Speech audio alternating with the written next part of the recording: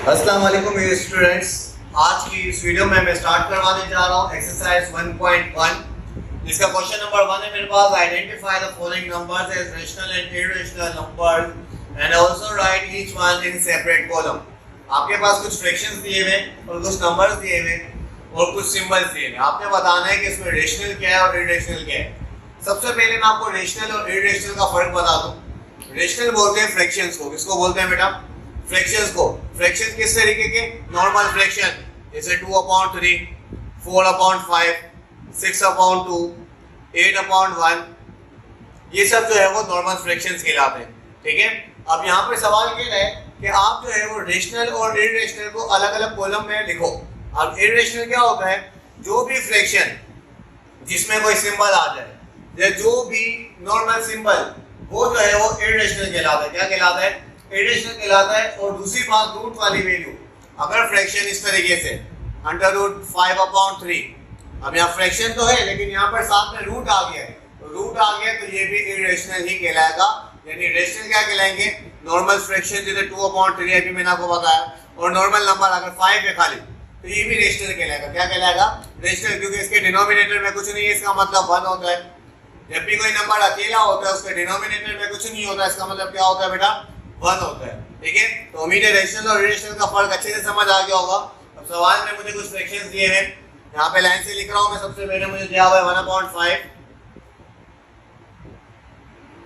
दूसरा मुझे दिया हुआ है √2/8, इसके बाद है 5/√6,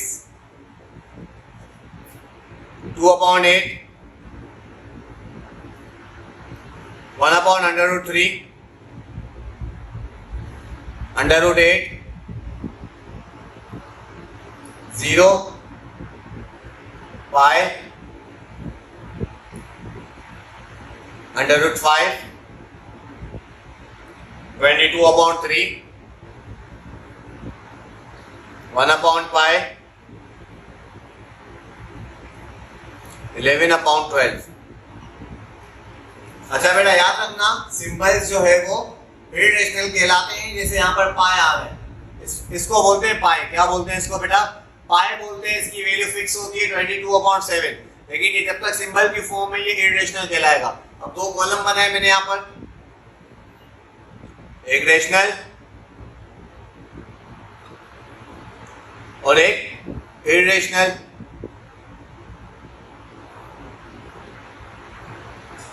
अब लिखते हैं रेशनल और इरेशनल दोनों। अब यहाँ पर देखें जरा ध्यान से, 1/5 नॉर्मल फ्रैक्शन है, तो 1/5 का 1/5 आ जाएगा यहाँ पर। रेशनल है क्योंकि वो। अब यहाँ पर √2/8 आ रहा है, तो √2 आ रहा है तो यहाँ पर ये इरेशनल में शामिल हो जाएगा। इसके बाद है 5/√6, तो ये भी इरेशनल आ जाएगा। इसके बाद है 2/8, तो ये भी इरेशनल। 2/8 नॉर्मल फ्रैक्शन है, तो वो जो है वो रेशनल में आ जाएगा। किस में आ जाएगा? रेशनल में आ जाएगा। 2/8 के बाद आता है 1/√3, √8। अब इसमें भी यहाँ पर मेरे पास रूट आ रहा है, तो जब रूट आएगा तो वो कहलाएगा इरेशनल। क्या कहलाएगा बेटा? रूट वाली वैल्यू जो है वो इरेशनल कहलाती है। अभी मैंने आपको बताया क्या रेशनल है क्या इरेशनल है। यहाँ पर 1/√3 मेरे पास इरेशनल होगा। ठीक है, तो 1/3 को मैंने इरेशनल की कॉलम में लिख दिया। जब आप कॉपी में काम करेंगे तो उसको बिल्कुल स्ट्रेट वे में लिखेंगे। ये तो मेरे पास जगह का थोड़ा सा इशू है, इस वजह से जो है मैं इसको हॉरिजॉन्टल वे में लिख रहा हूँ। इसके बाद √8 भी इरेशनल है, 0 भी इरेशनल है, पाई भी इरेशनल है, √5 भी इरेशनल है, 22/3 रेशनल है, 1/5 इरेशनल है, 11/12 रेशनल है। तो यहाँ पर आपका क्वेश्चन नंबर 1 कंप्लीट हुआ। उम्मीद है आपको जो है वो रेशनल और इरेशनल का फर्क अच्छे से समझ आया होगा। इसके बाद चलते हैं क्वेश्चन नंबर 2 की तरफ।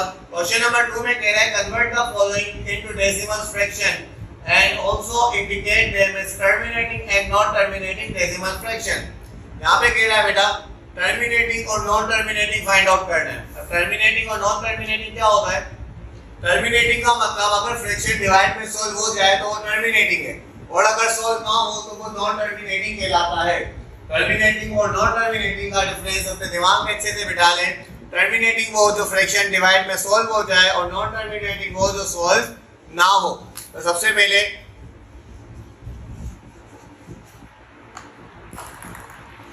एग्जांपल देता हूं।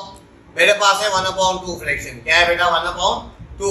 मैंने इसको डिवाइड किया, ऊपर वाली वैल्यू अंदर भेजी, नीचे वाली बाहर। 0 पॉइंट लगा के 0 बनाया। 2 के टेबल में 10 आता है 5 का, डिवाइड किया तो मेरे पास ये सोल्व हो गया। आंसर आ गया 0.5। क्या आंसर आ गया बेटा? 0.5। अब ये सोल्व हो गया, इट्स मीन ये टर्मिनेटिंग है। अगर इसी तरीके से कोई और फ्रैक्शन देखें हम, जैसे मेरे पास आता है फ्रैक्शन 1/15। एग्जांपल के तौर पे बता रहा हूं बेटा। 1 और 15 को डिवाइड करने के लिए मैंने 1 को अंदर रखा, 15 को बाहर लगाया, 0 पॉइंट लगा के एक 0 बनाया।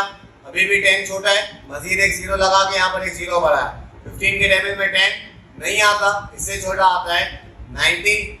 कब आता है? 6 90 माइनस किया, अगेन बचा 10, फिर 0 बनाया, फिर 6 90 किया, 10 मैंने माइनस किया, फिर 10 बचा। अब ये कंटिन्यूअसली चलता जाएगा। ये सोल्व नहीं हो सकता। जो सोल्व नहीं हो सकता वो कहलाता है नॉन टर्मिनेटिंग। क्या कहलाता है बेटा? Non terminating. आपने जो है वो डिवाइड करना है, डेसिमल की फॉर्म में आंसर लिखना और बताना है कि ये टर्मिनेटिंग है या नॉन टर्मिनेटिंग। ठीक है बेटा? तो सबसे पहला फ्रैक्शन है मेरे पास, क्वेश्चन नंबर 2 है। सबसे पहला फ्रैक्शन है मेरे पास 5/8। डिवाइड करते हैं, ऊपर वाली वैल्यू हमेशा अंदर जाती है और नीचे वाली बाहर आती है। 0 पॉइंट लगा के 0 बनाया। 8 के टेबल में 50 नहीं आता, 6 48 आता है। माइनस किया, 2 बचा, अगेन 0 बनाया, 2 16 आता है। माइनस किया, 4 बचा, अगेन 0 बनाया, 5 40 आता है। माइनस किया, कुछ भी नहीं बचा, ये फ्रैक्शन सॉल्व हो गया। 0.625 आंसर आ गया। इट्स मीन ये जो है वो टर्मिनेटिंग कहलाएगा। क्या कहलाएगा बेटा? टर्मिनेटिंग। ठीक है? इसके बाद नेक्स्ट देखते हैं। नेक्स्ट है मेरे पास 4/18। 4 और 18 को डिवाइड करते हैं। 4 अंदर आ गया, 18 बाहर आ गया। 18 के टेबल में 4 नहीं आता, छोटा है 4, तो 0 पॉइंट लगा के 0 बनाया। अब 18 के टेबल में 4 नहीं आता, इससे छोटा आता है 36। 2 36 किया, माइनस किया तो 4 बचा। ठीक है?